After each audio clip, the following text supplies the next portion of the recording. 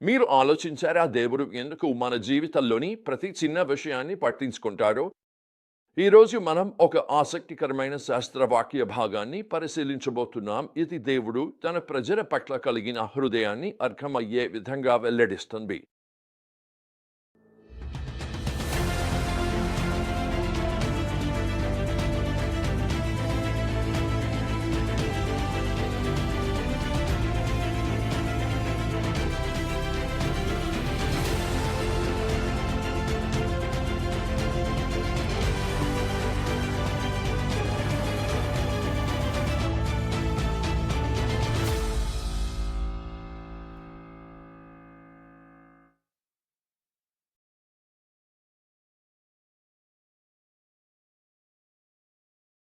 నిర్గమ 22-23 33 మరియు ద్వితీయోప 22:1-4లోకి ప్రవేశిద్దాం. దేవుడు ఇశ్రాయేలీయుల కొన్ని నియమాలను అందిస్తున్నాడు.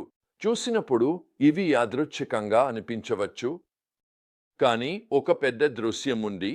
ఇది మనకు ఎంతో ప్రాసంగికంగా ఉంటుంది.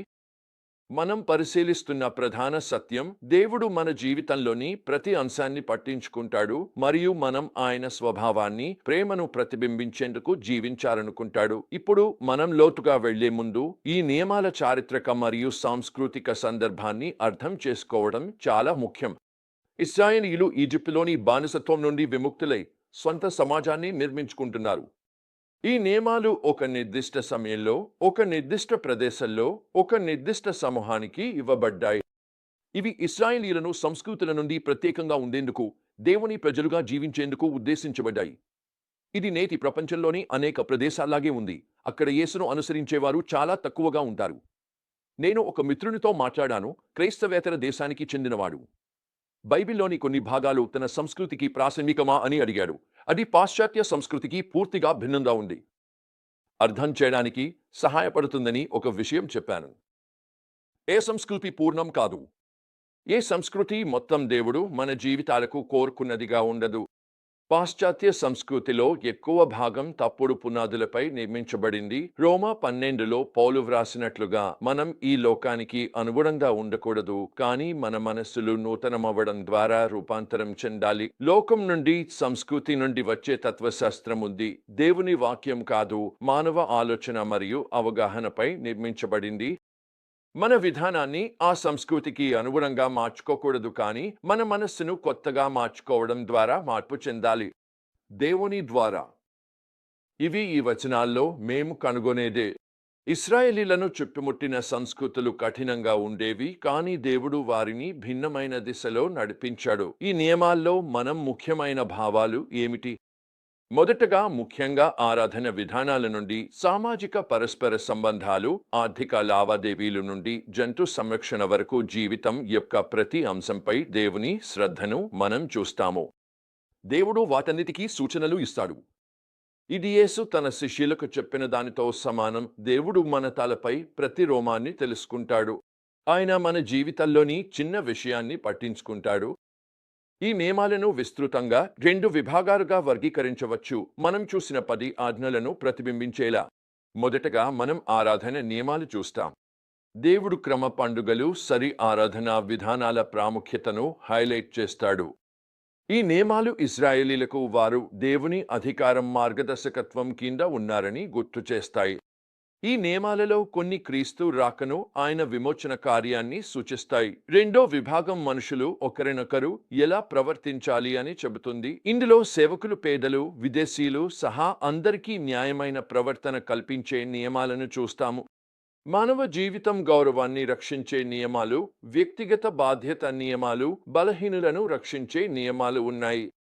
దేవుడు తన ప్రజలను ఇతర జాతుల నుండి భిన్నంగా ఉండమని, విగ్రహారాధనను మరియు కొన్ని ఆచారాలను నివారించమని సూచిస్తాడు. ఈ నియమాలలో ఆసక్తికరమైన విషయం, న్యాయం మరియు కరుణ మధ్య సమతుల్యతను కాపాడుతాయో చూడటం. కొన్ని నియమాలు కఠినంగా అనిపించినా క్షమాపణ, పునరుద్ధరణకు అవకాశం ఉంది. దేవుడు బాధ్యతాయుతమైన వనరుల నిర్వహణపై శ్రద్ధ చూపుతున్నాడు. తన ప్రజలు మంచి పరిపాలకులుగా ఉండాలని కోరుకుంటున్నాడు. ఈ నియమాలలో కొన్ని మన ఆధునిక భావజాలానికి కఠినంగా, విచిత్రంగా అనిపించవచ్చు అని తెలుసు. కానీ వాటి చారిత్రక సందర్భాన్ని గుర్తుంచుకోండి. ఈ నియమాలలో చాలా వరకు చుట్టుపక్కల సంస్కృతుల కంటే మానవీయంగా ఉండేవి. దేవుడు తన ప్రజలను ప్రమాణాలకు పిలుస్తున్నాడు, వారి ప్రపంచం నుండి భిన్నంగా ఉండమని కోరుతున్నాడు. అయితే ఈ నియమాల నుండి మనం ఏమి నేర్చుకోవచ్చు? దేవుడు మన జీవితంలోని ప్రతి అంశాన్ని పట్టించుకుంటాడు. అతని దృష్టికి ఏది చిన్నది కాదు, మరియు దేవుని ఆరాధన చేయడం ఇతరులను ఎలా ప్రవర్తిస్తున్నామనే దానిపై ప్రభావం చూపాలి. అలాగే దేవుడు ప్రపంచం నుంచి భిన్నంగా ఉండమని పిలుస్తున్నాడు, మన జీవితాల్లో ఆయన స్వభావాన్ని ప్రతిబింబించమని కోరుతున్నాడు. మరియు మనం న్యాయంపై శ్రద్ధ వహించాలి, ముఖ్యంగా మన సమాజంలోని బలహీనుల కోసం. దేవుని ప్రమాణాలు మానవ ప్రమాణాల కంటే ఉన్నతమైనవి. ఆయన ఎలా పిలుస్తాడో జీవించడానికి ఆయన సహాయం అవసరం. ఇప్పుడు నేను మీకు ఒక ప్రశ్న: దేవుడు మీ జీవితంలోని ప్రతి అంశాన్ని పట్టించుకుంటాడని తెలుసుకోవడం మీ దృక్పథాన్ని ఎలా మార్చుతుంది?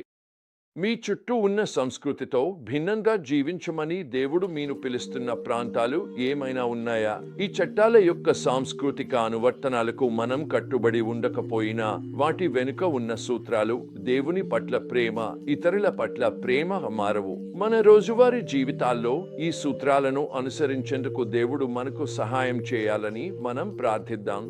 మన ప్రపంచంలో ఉప్పు మరియు వెలుగుగా ఉండటం ఆయన ఇశ్రాయేలీయులను వారి ప్రపంచంలో ఉండమని పిలిచినట్లే